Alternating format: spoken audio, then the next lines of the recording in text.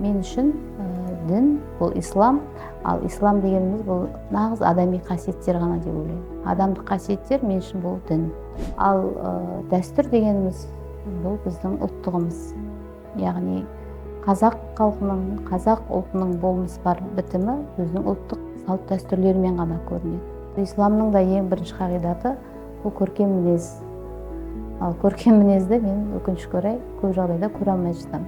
Көшелерде, көлік, жаңағы қоғамдық көліктерде көрген кезде ешқандай да көркем мінезділікті орамал таққандардың арасынан немесе жаңағы жастардың арасынан көрмеймін. Жастардың арасындағы сондай агрессивтік діни көзқарастың кең етек алуы бұл біздің ұлттығымызға, елдігімізге төнетін барлық қауіптерден де, барлық қатерлерден де қауіптірек деп ойлаймын. Қазіргі мынау интернет, әлеуметтік желі барлығы баланың санасын солай өзгертіп жатыр. Дін әрине керек, дінсіз мемлекет болмайды деп ойлаймын.